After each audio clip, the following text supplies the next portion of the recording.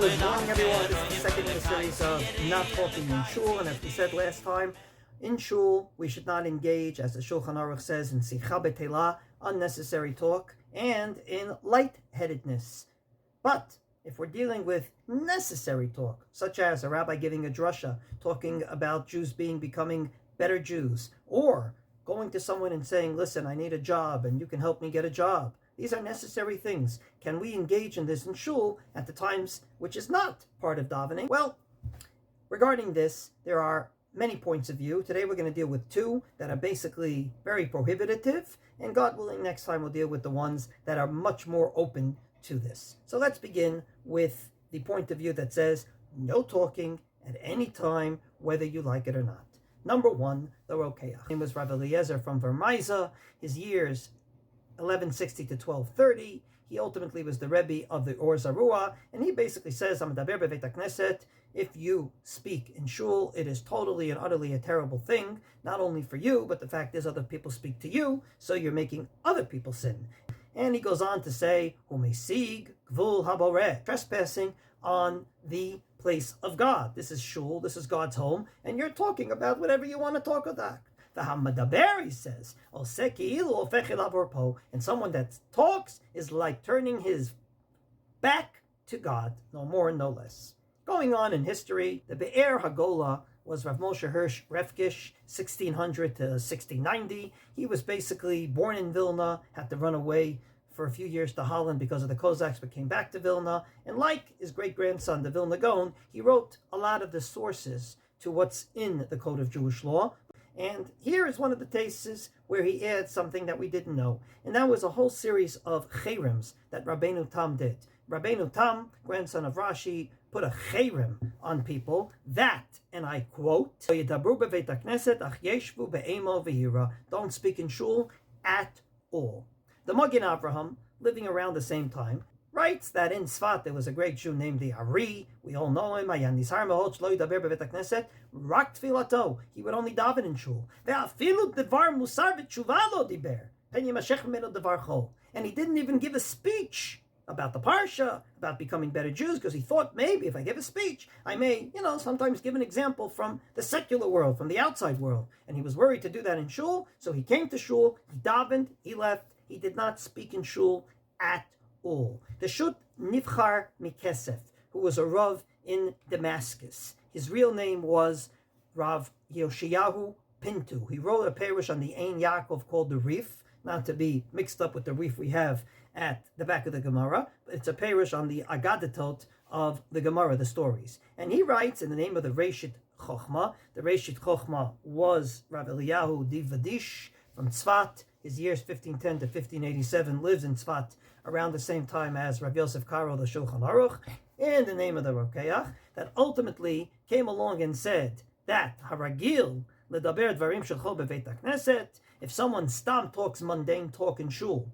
even not at the time of davening, he should fast for 40 days, he should engage in great issues of tshuva. This is not something small. Umikan va'elach, and from now on he should sit in trepidation in Shul, v'lo yedaber beveit hakneset klal. So according to this point of view, to sum up, starting with the Rokeach, Magen Avraham in the name of the Ari, the Be'er Hagola, and finally the Shut Nivchar Mikesef, they basically say, no talking in Shul. The minute you enter the sanctuary to the time you come out, you can just daven. The rabbi shouldn't even give a speech in Shul. But there's a second point of view. And the second point of view goes back to a Zohar that basically says that the only prohibition of speaking in Shul is what we call divrei chol, namely mundane talk. But if it's holy talk, it would be okay.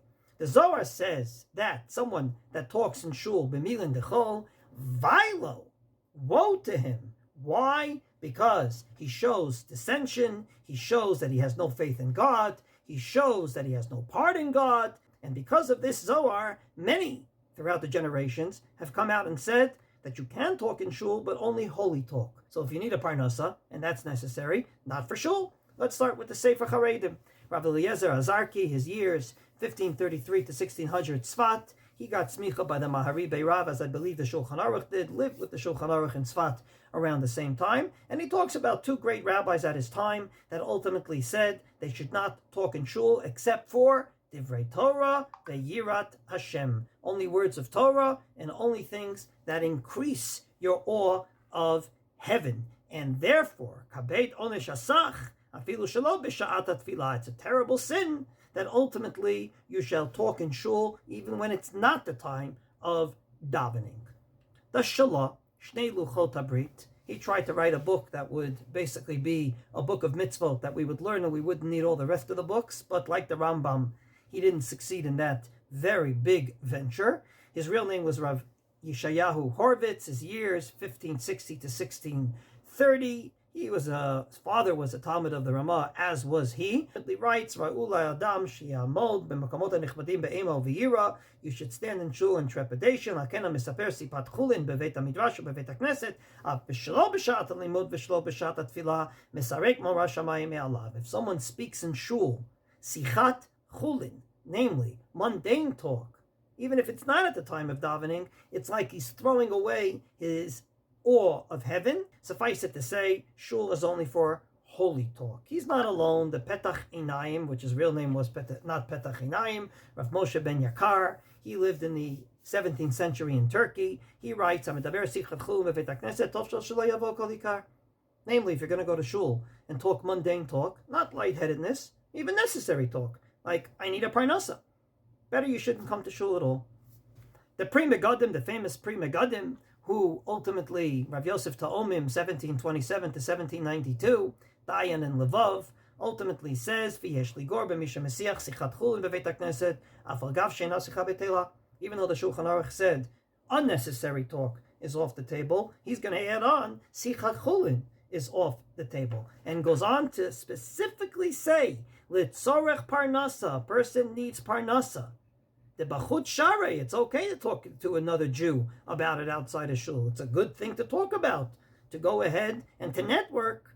The Beit HaKnesset Asur. And the Mishnah Brura actually quotes this La Halacha and goes on to say, not only is he right, but if you chas v'shalom engage in Lashon Hara in shul, then it's even worse than Lashon Hara outside of shul. Because in shul, you're actually in the home of God. And to doing that in shul is worse than doing it outside of shul.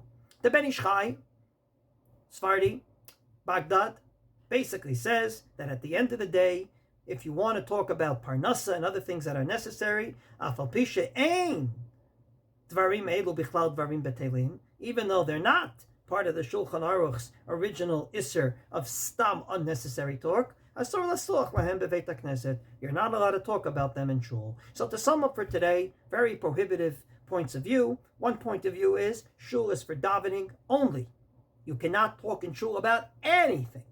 The second point of view says you can talk about holy things, talk about the Parsha, mitzvot, becoming a better Jew, but anything that has to do with the mundane life outside of shul, even though it's permitted outside of shul, should not be spoken about in shul itself. God willing, tomorrow we'll see 3 points of view that are much more open to talking in shul, even about these things.